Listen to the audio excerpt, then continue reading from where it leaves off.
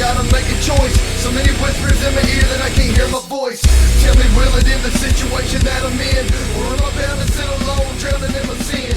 Get right or get left, what will it be? Time is running out, the blood is flowing down the street. What's up, everybody? Welcome to the Loot Bros Podcast. I'm your host, Residentdarrell, and this week I got a very special episode for you. I promised you guys that I will be bringing on game devs to the show, and I am ready to keep that promise. Tonight, I have a very special guest from Devoid Studios. Let me welcome you to Ahmed. Ahmed, say hello to everybody and tell them just a little bit about yourself. Hi, hey man. Thanks for having me on this show.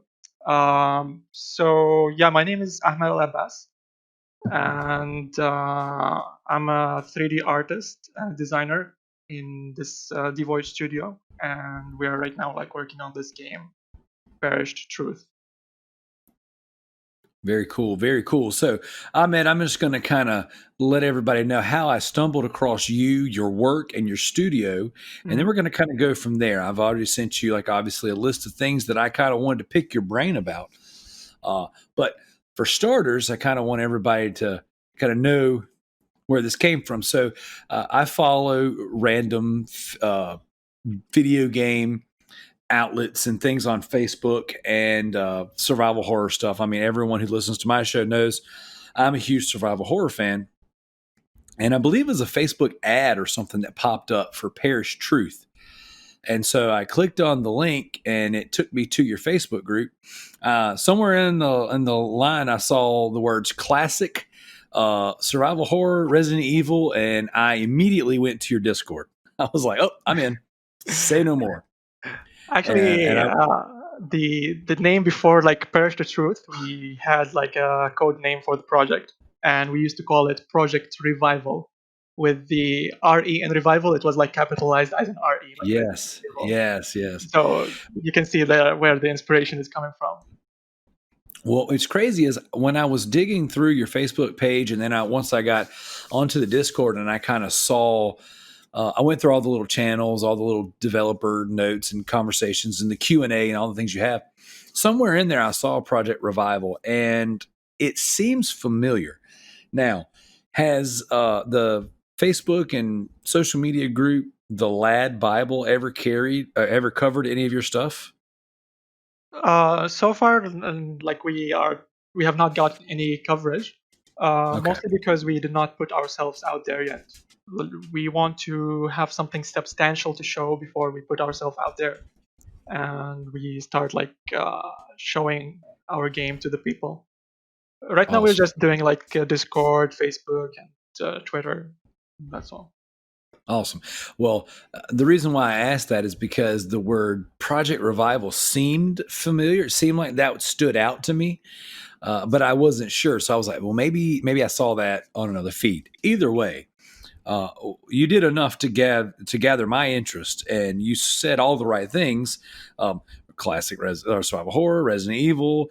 And if I'm not mistaken, and this might be a little kind of out of line, kind of from where the format or whatever, but is your game Perished Truth? Obviously, it's a survival horror inspired game. Is it fixed camera angles, or is it third person over the shoulder or something like that? It is going to be in fixed camera perspective, Okay. but it's not like the traditional fixed camera. So, if you look at how fixed camera games used to be made in the past, it was a way to make a game look good while also making it run smoothly, rather than a design choice. And the way they used to do it is they actually model and texture all the environment, and they render it. And they just take this render and they slap it on a flat planes, and they put the camera in view, and that's it. You have this environment. That's why you see these old games, they still look good even today, because they don't use they don't need a lot of performance to run. But right now, we have advanced technology, and computer are more advanced and they're stronger than before. So we wanted to use fixed camera as a design choice, but not as a way to make the game run smoothly, if that makes sense. Oh yeah, So- that's awesome. So it is a fixed camera, but let's say as you move in the environment, the camera actually rotates sometimes. Sometimes it slides with you.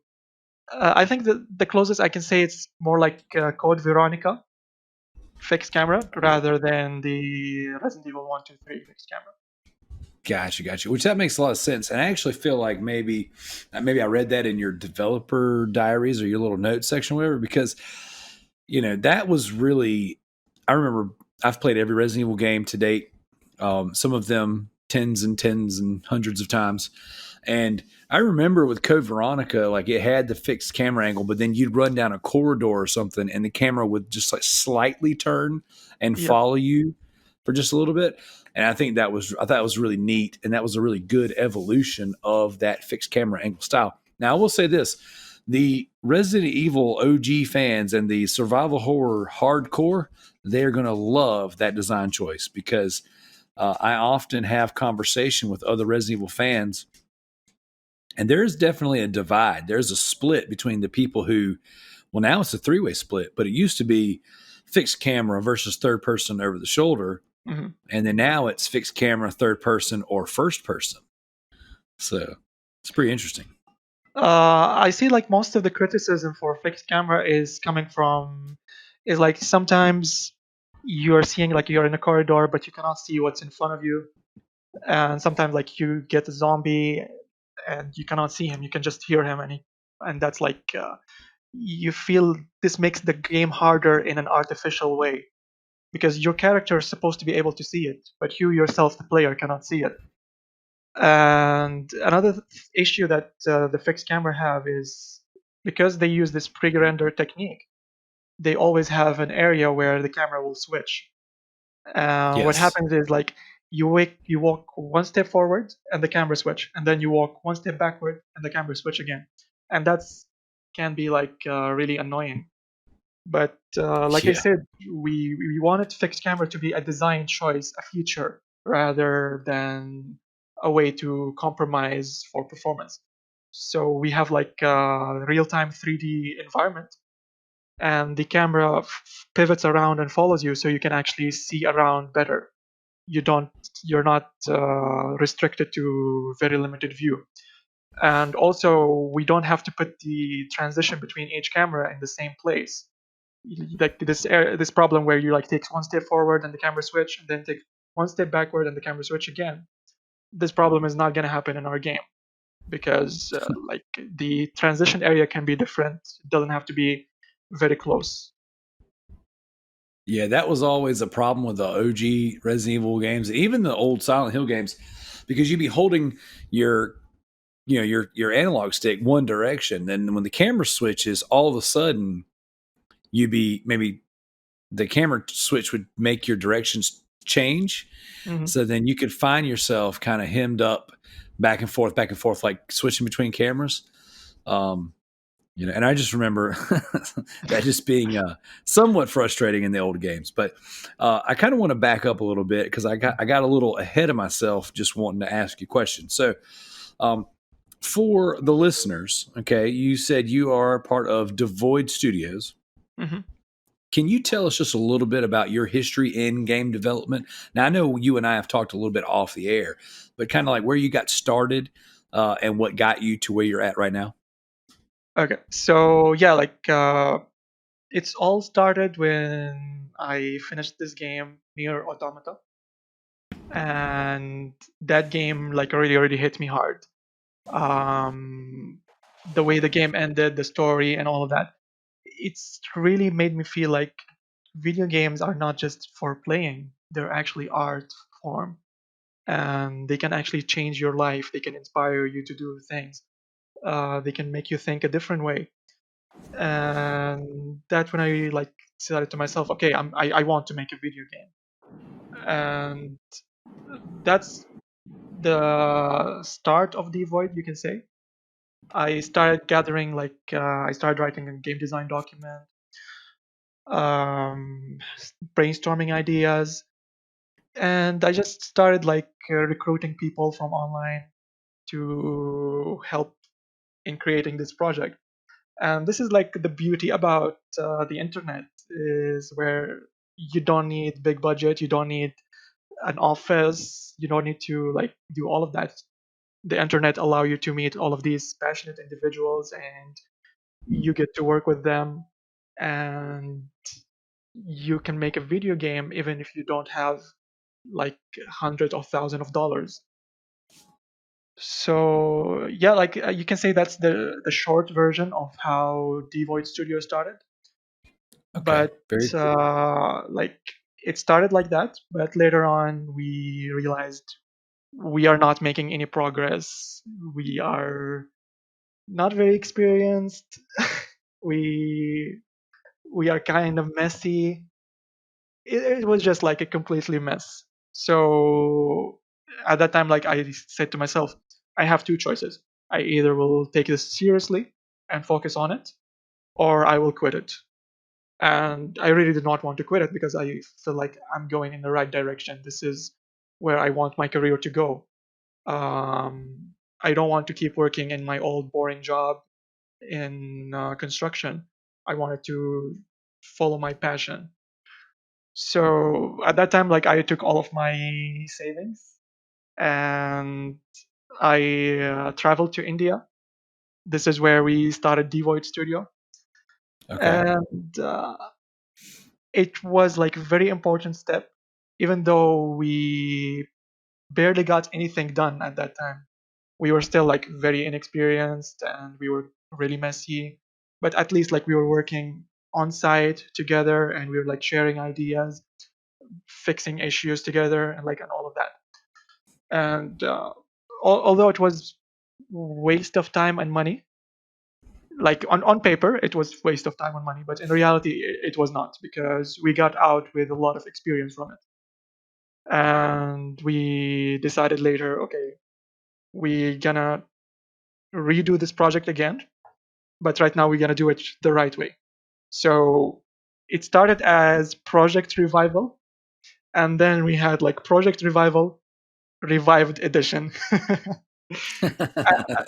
And that was actually when the game started having identity. Before, it did not have an identity. It was just mashup of different ideas from different genres, and it was like all over the place. But like since then, like we restarted the development. We had like a new clean slate, and we were just like we created an identity to that game. Very cool. Very cool. So, I guess it's safe to assume this is technically the first game you've worked on, or have you worked on anything else prior to this? Yeah, this is the I don't know, like if you count Project Revival, the failed one, you can say that was my first game, but it was a failed game. And this Project Revival Revived Edition, or Perish the Truth, is my second game. But I hope it's gonna be the first released game, because the first one was not released. It was just canned. Awesome. Awesome. Awesome. And you know what? I've done some reading on game development, and it seems to be that that is not a very uncommon start. So, yeah, with all, I hope all goes well, and I look forward to seeing the game. So, since we've talked about the fact that it is a classic Resident Evil inspired game, can you just kind of give us the elevator pitch? Like, what is Perish Truth, and what should we be expecting from this game? You should be expecting like everything that made the classic Resident Evil series very iconic. Like we talked about fixed cameras. We also have inventory management. We have like scarce resources that you have to manage. We gonna have the famous item box, the magical box, Yeah. the limited saves. But what most importantly, like I feel like all of these things are great, but these are not what makes a Resident Evil game. I feel like what makes a Resident Evil game is the atmosphere itself. And uh, this is what we're trying to like. We are trying to nail the atmosphere. We want people to feel like, oh, I am actually inside this environment. I'm actually playing as this character, and I'm feeling what he's feeling. And um, this is what makes a Resident Evil game, and this is what we are hoping that we will be able to nail when we are making this game. Awesome. Awesome. Awesome. So, Roughly, I mean, I don't know that you can even answer this question or that you want to answer this question, so feel free not to. But how far are you? Is the game content complete? Are we early alpha stages? Like, is it playable in sections? Or like what is? I don't even know what to expect when you're talking about building games and sections and levels. So I mean, just kind of about how far or how long are you guys into the game itself? So far we are like we have almost 6 months of development, because like before that we had 2 years of development that was completely canned, but then we Yeah. restarted again. So right now we just have like 6 months of development, and right now we are making something called a mini demo. So you're gonna have like some gameplay elements, like walking around, the fixed cameras, shooting zombies, some kind of AI, basic inventory, and like a small section of environment. And this mini demo is going to take place in the tutorial level of the game. This is literally where the game starts in the full game. So for this mini demo, we are just basically trying to challenge ourselves. We put a deadline to ourselves, and we are trying to see if we can actually. We're challenging ourselves to see if we can actually meet this deadline and deliver. Um, Awesome. and another thing is like we want to gauge interest. We want to see what the people think about it, like this early on. We don't want to wait until we make like the full demo and then we get the impression. We think like game development is a continuous thing, so we want it's an ongoing thing. So we need to get feedback, ongoing feedback as well, so we can always keep tweaking and improving the game. Awesome. So we're hoping that in late June, we're already late in June, but yeah, like late June or early July, we're hoping to release this mini demo. Oh, cool. And then maybe late July we will make this demo playable. So like anyone who follows us, anyone who join our Discord can download the demo, can play it, can give us their feedback. And yeah, like we will go from there. We will start tweaking the game and improving it based on the feedback we get. Oh, Uh, awesome. and the next step we will be having is making the actual demo. And the actual demo will have like all the game mechanics and bigger environment, and it's going to be more representative of how the actual game will be. And we're hoping from this full demo, we are hoping to get some kind of crowdfunding going, so we can like uh, make the progress of the game faster. Because we right now, like we all of us have full-time jobs, and we are just focusing on this project on the side. But we are trying to hope like if we get some kind of funding, we can focus on the game full time, and we can deliver it in hopefully 1 or 1.5 years. That's like the Awesome. timeline for now. Awesome. That seems pretty doable. And I think that if you gain some interest, man, I don't think crowdfunding should be a problem at all, because that seems to be the Yeah, way to go these days. and actually, like there's like a good advantage that we have is that 90% of the development is happening indoor. Like not so. Right now we are three partners, like the lead developers. So I am the lead designer and lead artist, and we have like a lead programmer and a lighting artist, like he's a lighting artist and level designer. So this is like the three of us, and we're doing like 90% of the production. And we're basically working for free. Um, so when we actually launch our crowdfunding campaign, we're not going to be asking for like a huge budget, because like I said, like most of the work is being done for free by the three of us. Right. Very cool. Very cool. So, you said in the little write up on your Facebook group, this game is inspired by classic horror games like Resident Evil. So, I got to ask, as a huge Resident Evil fan, what are your top 3 favorite Resident Evil games? That's a really tough question. It's like asking you to rank your children or something.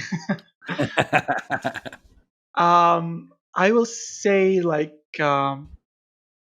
my favorite will be the Resident Evil 3 Nemesis. And kind of spoiler, but we're gonna have something like a nemesis in our game. Ah, that's awesome. Yeah. So like that's a top, like that's my favorite Resident Evil game. I haven't played the recent ones like the Resident Evil 2 remake and the Resident Evil 3 remake, mostly because like I haven't touched a video game in 2 years. But like Just been working on yours. yeah, I really hope like one day I can have like some free time and can start playing all of my backlogs, and I will start with these two, like Resident Evil 2 and Resident Evil 3 remakes. So yeah, like Resident Evil 3 is my number one. This is where it starts to get hard for me. I would say Resident Evil 4 probably is my second favorite. People say like this is where the Resident Evil series start departing from horror to action, and I kind of see that, but it also had like this creepy atmosphere with these villagers and the Las Plagas or something. I forgot what they're called. Yeah, that's Las Plagas. Third will be probably the original, probably Resident Evil 1. Okay. Not Very the cool. original, but like the remastered, the one from GameCube. So remake opposed to the original, or the original over remake? No, the remake over there. I think remake is basically the original with enhanced graphic and added mechanics. Yes, and they added that entire Lisa Trevor section, which is really awesome. Yeah, I really liked it. I see some people they like complaining about it, and like I get what they complain, but personally I liked it. Yeah, but yeah, like really but good. Yeah, like asking for top 3 is really hard because like I kind of want a top 20. Hey, well, fortunately for us, there's plenty of Resident Evil games, so we could do a top 20 and still have some left over. Yeah. So, all right, then while we're talking about favorite horror games, what outside of Resident Evil, what are some of your other favorite survival horror franchises, or franchises that are just influential in your game? Influential from my game, I would say it's only Resident Evil, but we have some influence outside video games. It's from movies, like the Saw series. Okay. As for like some of my favorite survival horror games, I would say Alan Wake comes to mind. Oh man, I got a good friend of mine who's gonna love hearing that. Yeah, like I think I played like Alan Wake like 3 times already, and I think it's got pulled out from the store. But I'm hoping like someday if they put it on the store again, I really want to replay it 4th time. Yeah, it's back up on all the stores now. I'm really not up to date now. I haven't been keeping up to date for a long time because I'm just focusing on game development now. Yeah, that actually happened recently, so you're in luck. It just got put back on all the stores, and you can play it on Xbox, Game Pass, and all kinds of stuff like that. Awesome. And I cannot talk about survival horror without even mentioning Silent Hill and like my personal favorite, Silent Hill 2. Oh yeah, that's a good one. Aside from that, The Last of Us, it's my favorite game of all time. Although I don't feel The Last of Us count as a survival horror. Maybe it's a survival adventure, not a survival horror. I think that's a really good way of putting it, actually. Mm-hmm. But yeah, like these are the ones that comes to mind. But yeah, I actually have a lot. Survival horror is my favorite genre. Mine too, and again, that's why I was drawn to your project, because it spoke my language. It said all the things that intrigued me. I'm a huge Resident Evil fan. I like survival horror games; those are my favorite games, and I have played tons and tons and tons of them over the years. So this is you're going to have at least one person who's going to play your game, and that would be me. So, all right, well. Again, kind of following the theme with the Resident Evil style questions, what do you prefer personally? Fixed camera angles or third person over the shoulder? Because I would say, with your top two favorite games being one of each, that question's that's a good one. yeah, like that's a tough question, honestly, because I like both, and I would say it depends on the context. Because if you see like let's say like Resident Evil 7, it wasn't like fixed camera or behind the shoulder. It was first person, and honestly, I felt like first person was really fitting for that game. Agreed. Resident Evil 4, I cannot imagine it at all being fixed camera. Like, not gonna happen. And Resident Evil 1, obviously, I cannot imagine it being in third person. Although, like, Capcom already did it. They made Resident Evil 2 and 3. They made it in third person behind the shoulder. If I'm feeling like nostalgic, I would say I prefer fixed camera. But I kind of prefer behind the shoulder, honestly. Oh, well, I got to say, you and I have a lot of common interests because I feel the same way. In my heart, for nostalgia, it's like, well, of course, fixed camera angles because that's where I started. But I really think that the third person over the shoulder is very exciting. I think it's maybe even more fun personally. Yeah. But then again, I keep the first 3 Resident Evil games downloaded on my PlayStation Vita, and every now and again, I kind of revisit those games, and I try to make it a point to play through Resident Evil 2 every year. I really do, and that one's my personal favorite. And so, like, playing the remake was really cool, and I think you'll enjoy when you have time. Obviously, I think you'll enjoy playing through Resident Evil 3 remake because it is a very, very beautiful, a very cool game. Yeah, and I really cannot wait to play it. But I just want to add, like, the reason we actually went for fixed camera is because fixed camera mostly fits this game that we are trying to make. Even though, like, I personally, like I said, I prefer like a behind the shoulder, but I don't think behind the shoulder will fit with this game that we're trying to make. That's why, like, we decided, no, it has to be fixed camera. It has to be like the classical horror. Yep. Very cool. Very cool. Now, here's a question, and I don't know if you can answer this one, but like, what do you like? Obviously, you're an artist and a game dev. Like, how is it harder to do fixed camera than it is to do over the shoulder? Like, would you essentially attach the camera to your character in over the shoulder? Is it harder to do one or the other? Or does it really not matter?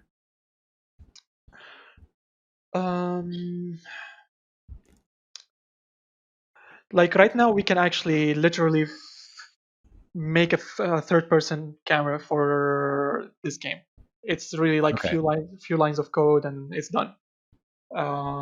So like, it's completely doable. It's actually, what's gonna change is the design language itself. For example, in third person, behind the shoulder, you have a lot of freedom, a lot of control. You can control your reticle, you can get headshots, and this makes the game easier. I mean, if you take the enemy AI from classic Resident Evil and put it in, let's say, Resident Evil 7 or Resident Evil 2 remake, the game will be super easy. It's just gonna be like it's not gonna be enjoyable at all. Right. So if you give the player more freedom and more control, you have to also make sure that the AI is matching, and you have to like make more complex AI. So in that sense, I feel like, yes, fixed camera is kind of easier to make because mostly because of the AI. Okay. Okay. That's a very interesting answer because as someone who's not a game developer, I would have never even thought of it that way. So, that's pretty cool. All right. So, you said you guys are working on the mini demo. Are you going to be releasing that through a platform like Steam, or would that be something you'd have to go through like your website or something to get a hold of? We are still like researching about how to launch a game on Steam, because like I'll be honest with you, like the stuff that you see are impressive and all, but we are still amateur. We still don't have any idea what the hell we are doing. It's like learning on the job, basically. We are every day we are learning new things. Every day we are getting better, and I would say like focusing on anything not non-related to game development has been like our weakest point. I personally would admit that we did not do a good job marketing. We only started marketing like 2 months ago. We launched the Discord group and the community and all of that only 2 months ago, even though like the development has been starting for 6 months. And yeah, like a Steam page, it's one of the things that we have not given attention yet, because we rather spend this time doing something like more practical, like working on the actual development of the game. That's Uh, understandable. so I don't think you can expect the mini demo to be on Steam. It will be probably we're just gonna host it on a website and we will give a link to people to play it. Okay, But very cool. hopefully the actual full demo will be on Steam. Okay, cool. All right, so now I want to ask a little more personal question, just kind of garner some idea about your gaming interest. Now, a large part of the Loot Bros podcast listener base. We are fans of trophies and achievements, like Steam achievements, Xbox achievements, and trophies on the PlayStation Network. Mm-hmm. So I got to ask, are you a fan of any of those things, or do you that just Hell yeah. doesn't bother you?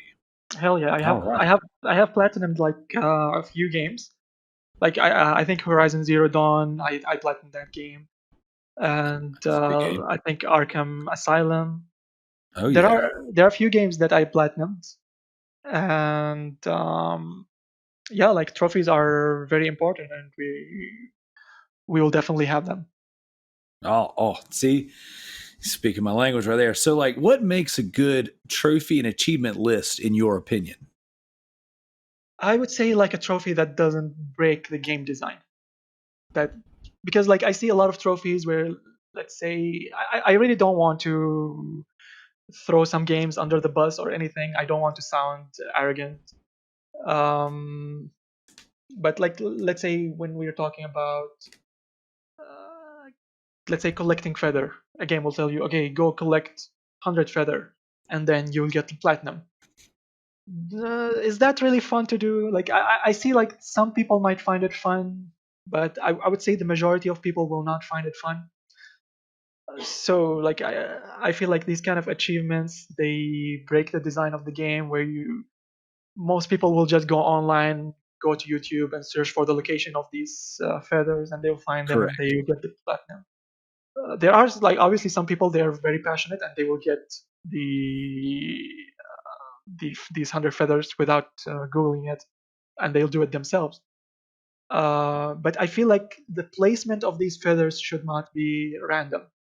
I think like a game that did it perfectly is the Arkham series, where if you want to get the platinum, you have to collect all the trophies, the Riddler trophies, Yes. and they're not randomly placed. Like every trophy is placed in a specific place, and some of them they have like a riddle surrounding them, and this makes it like enjoyable to collect these trophies. It doesn't break the design of the game.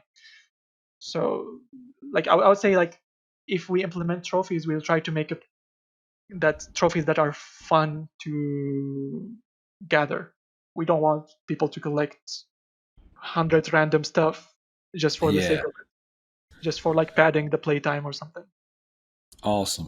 That was a very good answer. I like that answer a lot because unfortunately, I feel like some of my favorite games have some of the worst trophy and achievement lists, where it's like, I don't mind, if you throw trophies and achievements at a game for like beating levels, defeating bosses, those things, okay, progression trophies, I think that's cool.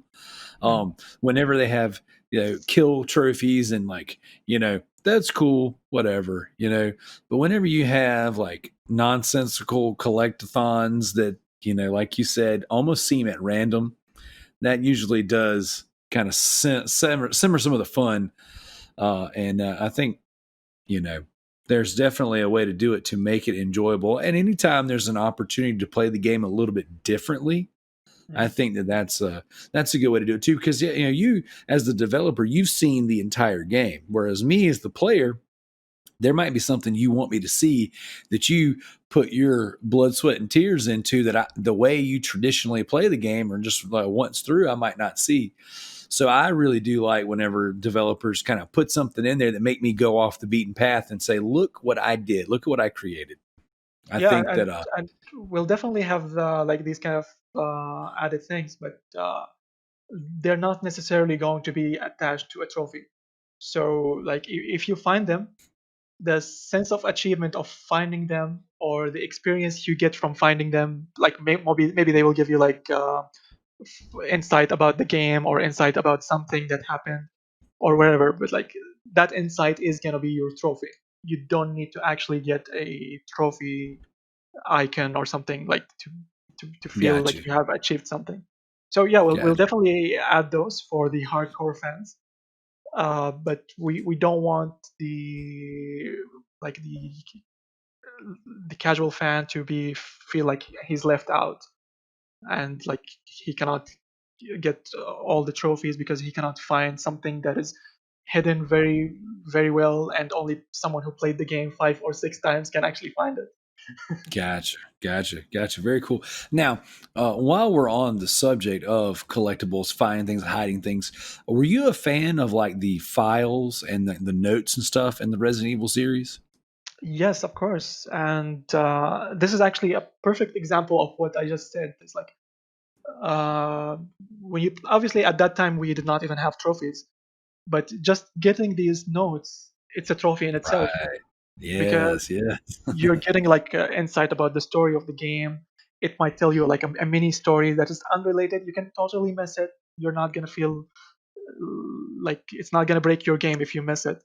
But if you actually find it, it's add to the game and it's really really cool. And that's like in itself is like a self achievement. It's in itself it's a Yes. trophy. Yes. There was so much information about in the Resident Evil universe, that lore that was all tied together specifically by those notes. And if you had never taken the time to read them, sure, the game in itself was fun, but it was not alive. But you go and you read all those notes and from game to game to game, and there's callbacks in there, and it like really ties things together. That is so rewarding as the player, someone who's invested in your universe. That yes, I think that stuff is awesome and super important. So I agree. now I believe you said in it's in your Discord in one of your little maybe Q&As or maybe on your developer notes, but it says that you guys are as far as the level design and the character creation, that's kind of stuff that the three of you are doing. But then like you're kind of using a little bit of freelance help for things with like the sound and music and stuff like that. Am I understanding that correctly? Yes. Like basically I'm doing maybe 90% of the art of the game. Okay. But there is things like I'm myself I'm an environment artist, so I can do like anything related to environment. But when you ask me to make a character, it's not something that I'm able to do. So this is where like we are getting the help of freelancers, and these freelancers have been awesome with us. Like I really want to give shout outs to all of them one by one. They have done like an amazing job, and without them, this game would never be where it is right now. And I really hope like one day if we have like proper studio and proper budget, that we can actually hire all of them and make them not just like a freelancer, but a core team member. I mean, they're already a core team members, um, but yeah, like we want to make them more. Um, what is the right word to say it? Like we want to try to make them more hands-on. Yes. Very cool. That's awesome. But yeah, like right now we're getting the help for characters, animations, 2D art, and sound design. And yeah, like the guys have been doing amazing job so far. Awesome. So I'm assuming, being that, you the way you've described your interest in survival horror games, the classic style games, and the atmosphere. So like sound design and those things are obviously pretty important to you as well. Um, like I can go back to the answer that I gave you before about like what makes a Resident Evil game a Resident Evil. It's not like the inventory management, it's not the fixed camera, it's not blah blah blah, it's not all of that. It's the atmosphere itself. And you just cannot have an atmosphere without sound, without good sound design. Correct. Like just playing like Resident Evil 3, the Nemesis one, the old one, the original, and just walking down these streets and hearing crows, hearing the footsteps on the asphalt, hearing the glass when you walk on glass. Without that, you cannot be immersed. You cannot feel like you are inside this lived world. And yeah, like sound design is very very important to immerse you. It's very important to nail this atmosphere. And without this atmosphere, you cannot have a survival horror game or a Resident Evil game. Correct. Now, this was kind of like I was kind of leading you into this question right here. Now, I did not send you this one earlier.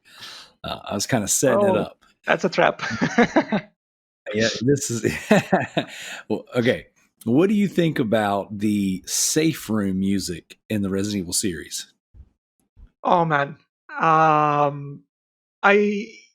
just cannot express how much I love it. It's like actually it's not going to be a part of this mini demo, unfortunately. But after this mini demo, we will actually want to create a safe room, Yes. and it's definitely going to have this kind of music. It's going to Okay. be See, that's where I was going. I wanted to know, are you going to have safe room music? Because that is one of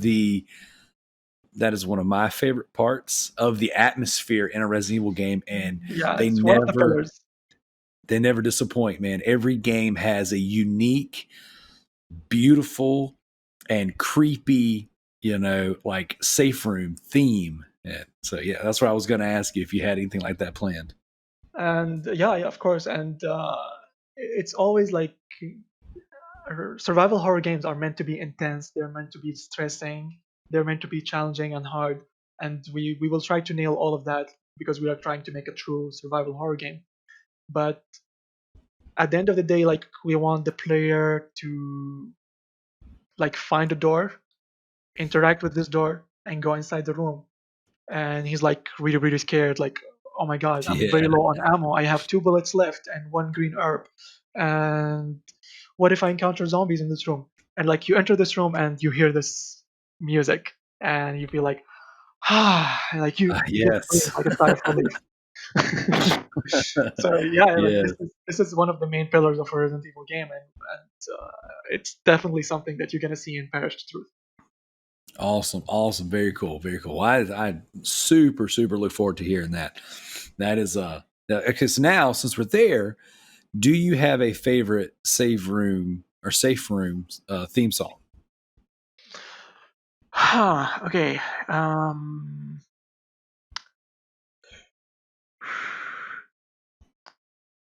I really like the one in Resident Evil 4.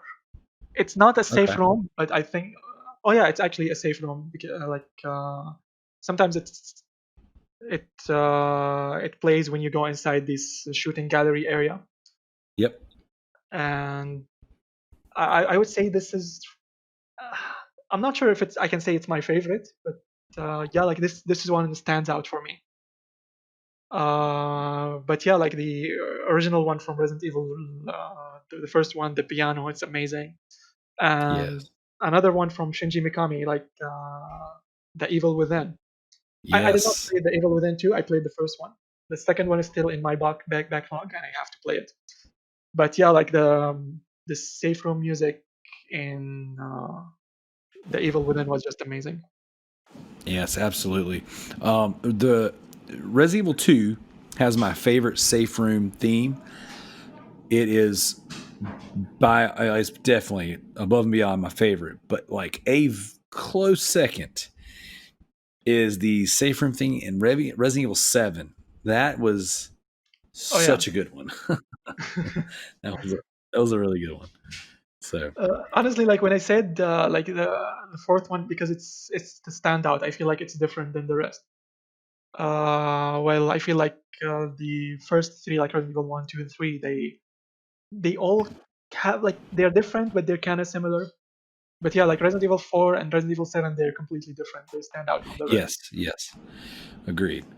Awesome. Well, back to your game. I know we took a little detour there talking about some common interests, but Paris Truth. Do you have? I mean, I know you're early in development, but do you have plans for this universe? Is this like a potentially a multiple game franchise, or is this kind of like a, hey man, let me get through the first one and kind of see where we go, or do you have like story ideas that could take you other places? Okay, so I'll say that right now we have not planned anything for a sequel.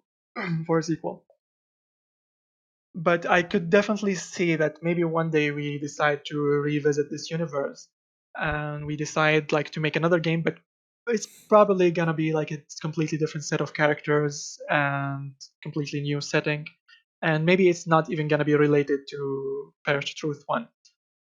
But that being said, we do have plans to not for Perish the Truth sequel, but for Project Revival sequel. And what Revival stands for is the reason we call it Revival, because we are trying to revive the classical survival, not necessarily survival horror, but we are trying to revive the classical games from the PlayStation 1 and PlayStation 2 era. So we will definitely have another game that is going to be like a revival of an old title. Okay. Can I ask you, just, out of curiosity, what do you think about, or have you ever played the Parasite Eve games? It's in my backlog. It's like one of these. It's a fixed camera game, and I think it's made by Square Enix. Yes, fixed or camera Squaresoft. game, and Actually, it was back before they were. Yeah, before they were Square Enix, and it had like it's an RPG with fixed camera, and I Yes. really right now I'm 27 years old, and back in the PlayStation 1 era I was really young, Yes. and I'm not a native English speaker, so when I was very young I could not even speak English. So playing games from that era that required English was not an option for me. Like you look at the Final Fantasy series, these games I could never play them because it's just you have to have good English to understand them. Yes. And Parasite Eve was one of these kind of games that I just could not understand it at that age. I could not understand what's an RPG. I just thought, oh, you have to wait for your turn. This is boring. But later, like as I grew up, I started loving these turn-based games and strategy games, and Parasite Eve made its way on my backlog. Okay. But yeah, Well, unfortunately, I cannot comment on it aside from that because I haven't played it. Well, I have to say, once you're done with your game, treat yourself to some Resident Evil 2 and 3 remake and some Parasite Eve 1 and 2. I think those are right. Just from conversating with you, that this is definitely right up your alley. I think you would really enjoy those personally. Yeah, definitely. So. All right. Well, then I guess the last question for tonight. I appreciate your time. I thank you so much for spending time with us and kind of talking about your game. But is there anything else you want to add about Perish Truth, or the development of your game? Is there anything else you want to kind of get out there and let everybody know about your game? I would like to actually let people know about the team itself, because I think we talked a lot about the game, but we have not talked a lot about the team. And I really want to give each one of these guys that have been with us, like in this journey, I want to give them their props. I would like to start with my two best friends, Greg and Carlo, and these are they're like my best friends, and they're my colleagues, and they're my partners. Greg is actually our lead developer, our lead programmer, And Carlo, like I said, he's the level designer, environment, like he does the lighting and the VFX. And without him, my art looks really, really awful. Like honestly, if you see my art before and after Carlo does his magic, it's like night and day. And then I would like to give shout out for Vitor.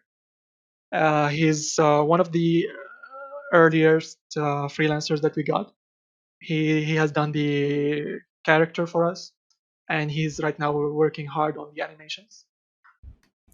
And then we have Max. He's doing the sound design for us.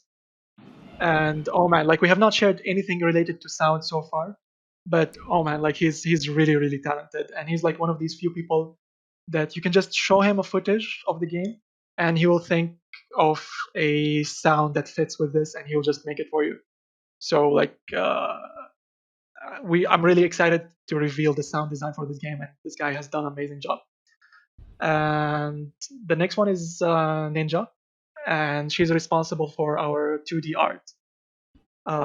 If you see, like we actually have the cover for Parish Truth. She's done the cover, and I had these characters in mind, like I imagined them, and she actually put my imagination. She put it in a sketch, and she made it come out to life. And yeah, like she's responsible for most of our 2D art. And lastly, we have a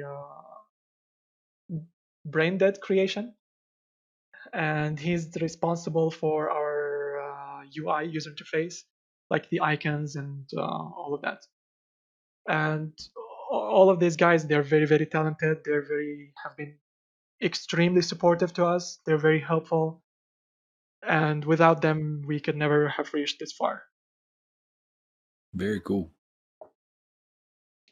And hopefully, we will add more to this family. we were still like recruiting for more talent. That's so cool, yeah, like man. expect Devoid Studio to expand in the near future. Awesome. Well, that's very cool. So, all right, Ahmad, thank you again. Like I said, for coming on here, telling us about your game. I look forward to hearing from you, and I definitely want to volunteer if you'll allow me to play the demo. I'd love to share my thoughts. I'd love to share it with our audience. And I'd love to have you back, as you guys hit milestones or goals, man. If you ever want to come back and tell us about your progress and where you're at with your game, or even just talk, game design in general, anytime you want to talk, you just let me know, and we'd love to have you back on the show. I definitely love that. And thank you for having me. And definitely basically everyone in our Discord, they will get a chance to play the demo. And I believe you are part of the first 100 club, if I'm not mistaken. I think so. And you're not only going to get to play the demo, you're also going to get the game for free on release. All the people who are members in the first 100 club, they will get they will get the game for free. Oh, wow. That's amazing. That's awesome. Very cool. Well, thank you so much for that, man. Thank you so much for, like I said, being on. And this has been the Loot Bros podcast. Thank you guys for listening. Like, share, subscribe. I will put links in the description of the show so you guys can get in touch with Ahmed, and you can check out Parish Truth. And like I said, I will keep my ear to the ground, and I will be giving you guys, the Loot Bros listeners, updates as we move forward, man. And like I said, I think I've thanked you 6-7 times now. I'm going to thank you one last time and before we get out of here. Thank you, Ahmed. Thank you for having me, man. And thank you for making this dream come true. Awesome. Very cool.